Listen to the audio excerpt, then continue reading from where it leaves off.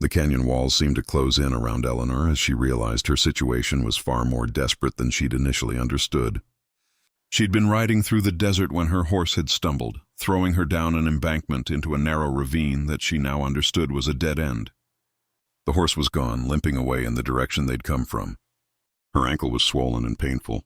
Water supplies were limited.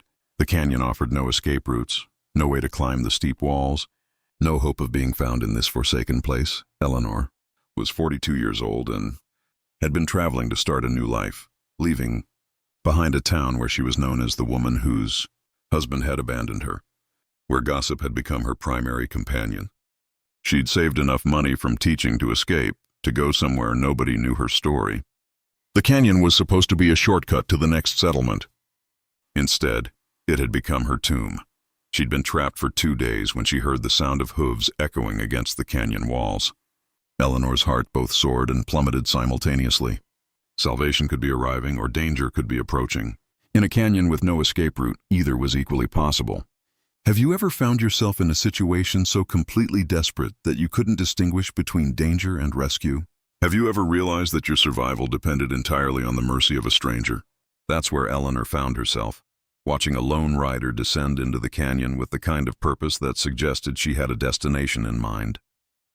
By the time this story ends, you'll understand that sometimes the person we fear most becomes the person we need most, and sometimes asking for help is the bravest thing we can do. The rider was a woman, tall, weathered, with hands that moved with absolute confidence as she guided her horse through the treacherous terrain. She wore a gun belt with the ease of someone for whom weapons were tools rather than threats.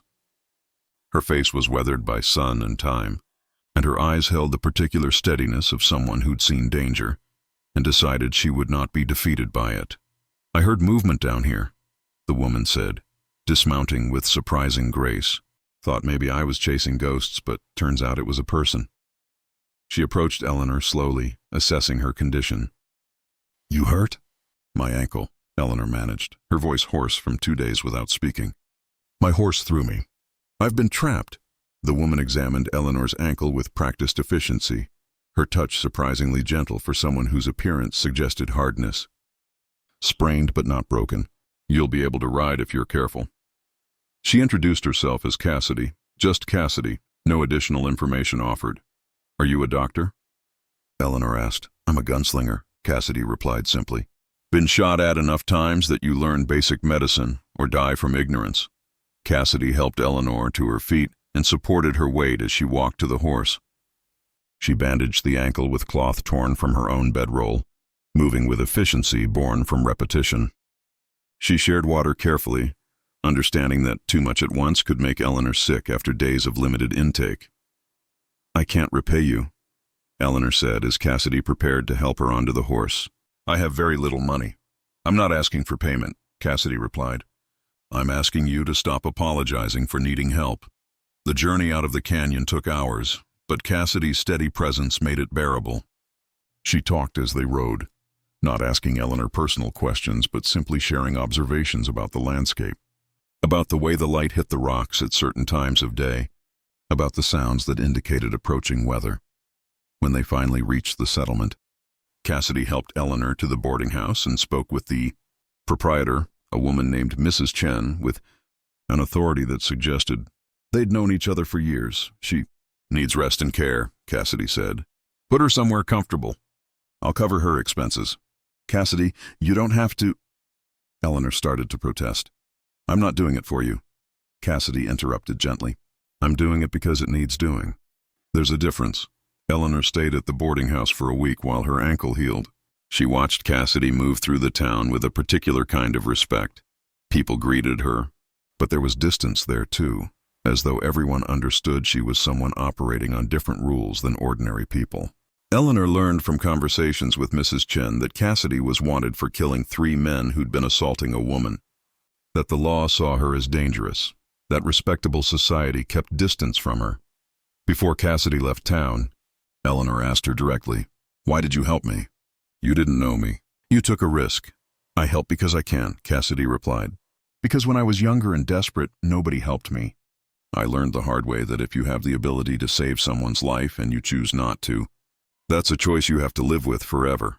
Eleanor asked Cassidy if she could travel with her, not to impose, but because she'd discovered that she wasn't ready to be alone again, that the woman who'd rescued her had somehow become the person she needed beside her. Cassidy considered the request seriously before agreeing. Over the following months, Eleanor and Cassidy traveled together. Eleanor saw Cassidy do things that terrified and awed her, confronting violent men, standing up to injustice, using her skills for protection rather than harm.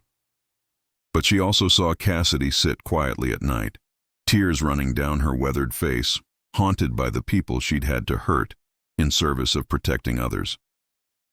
Eleanor became Cassidy's anchor to gentleness.